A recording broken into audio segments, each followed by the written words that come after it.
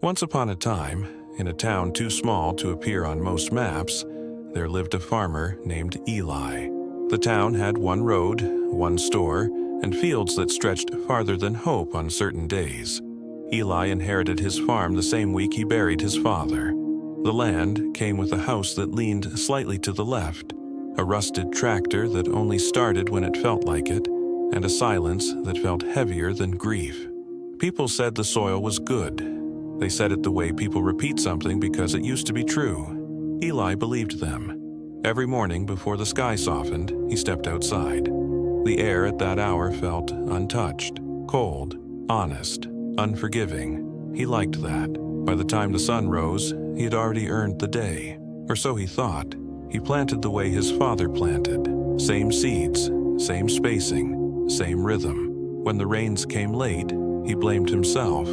When the leaves curled at the edges, he blamed himself. When the harvest came thin and disappointing, he blamed himself. There was comfort in that.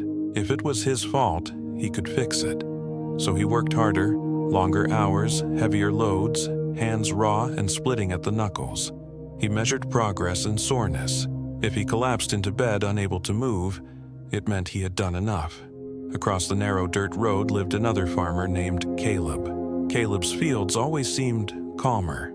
That was the word Eli hated, calmer. While Eli wrestled with his land, Caleb's crops swayed easily in the wind.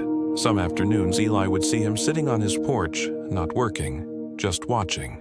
Watching the sky, watching the fields, watching nothing at all. It irritated Eli in ways he couldn't explain. Because how could someone so still move forward?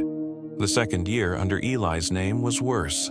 The soil cracked deeper. Water didn't sink the way it used to. Seeds sprouted unevenly. Eli responded the only way he knew how. He woke earlier, slept less, spoke to no one. He stopped going into town entirely. When people passed by, they would say, "That boy works harder than anyone." Eli held on to those words like proof that the struggle meant something. But effort didn't change the harvest. Year after year, he gave more.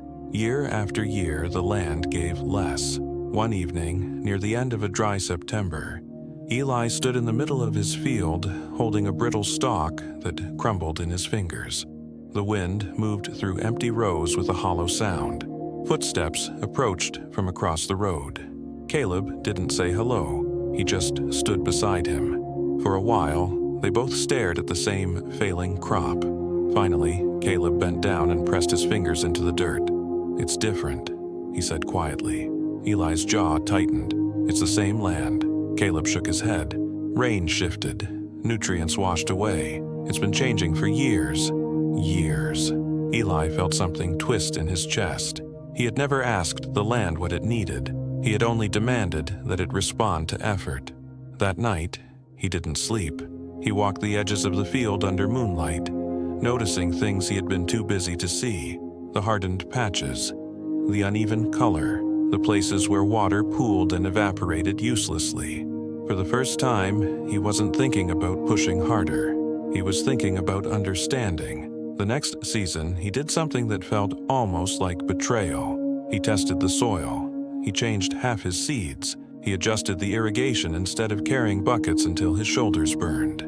He worked fewer hours, and every reduced hour felt like weakness, until harvest arrived.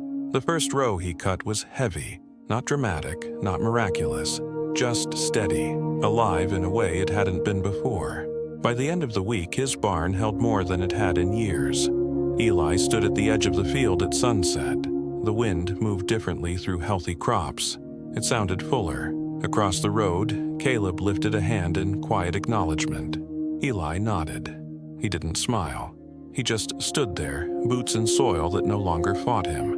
And for the first time since inheriting the farm, the silence around him felt light.